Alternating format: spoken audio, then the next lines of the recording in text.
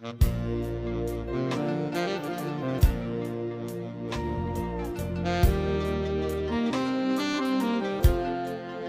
students, I'm fine. I am fine. Praise my Lord. As I hope everything is fine, everything is great beside you. So today we are going to start learning about speaking of English with Oromic. How we can practice English with Oromic. During this, you have to steady and hearing very well, and you have to say beside me what I'm saying.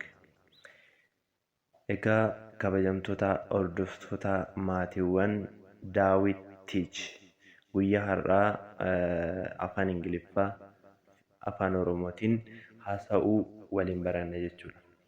Egaa akkuma beekamu barnoonni kun yeroo jalqabaatiif guyyaa har'aati kan eegale.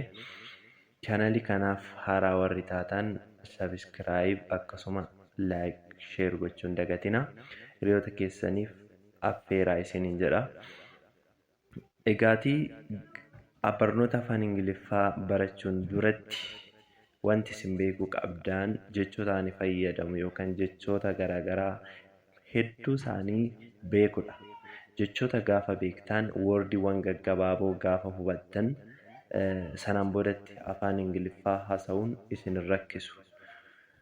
Akkasumas jechoota ani jedhu na duukaa jechuudhaan barattu jechuudha. Haala sanaan pronunciation afaan Ingiliffaa guyyaa gabaabaa keessatti ji'oota muraasatti fixanii akka barbaadanitti haasa'uu dandeessu jechuudha. So today we are going to start our class. Our classes start from introduction to greetings. Introduction to greetings. Seensa wal baruu, seensa nagaa wal gaafachuu irraa jalqaba. Are you fine? Nagaa keetii. Are you fine? Nagaa keetii. I'm fine. Nagaa kooti. I don't say I am. I'm fine. I'm fine. Nagaa kooti. And you? Ati hoo? And you? Don't say and. And don't say. And you? Ati hoo? Where have you been this morning? Har'a ganama eessa turte? Where have you been this morning? Har'a ganama eessa turte? Where have you disappeared today? Har'a eessatti badde? Where have you disappeared today? Har'a eessatti badde? Words.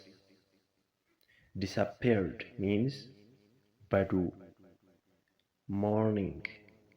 Morning means ganama. Noon means guyyaa. Evening means galgala. He means isa. Him means kansa. We nui. We nui. As keenya. Disability qaama hir'uu. Disability qaama hir'uu. Dislocate jala miliquu. Dislocate jala miliquu. Suddenly akka tasaa. Suddenly akka tasaa. Jechoota wordii gaggabaaboo haala kanaan eega fayyadamneen booda jechoota gaggabaaboo kanaan immoo himoota haasawaa keessatti akkamittiin itti fayyadamna kan jedhu fakkeenya gaggabaabaa waliin ilaalla. He suddenly dislocated him leg.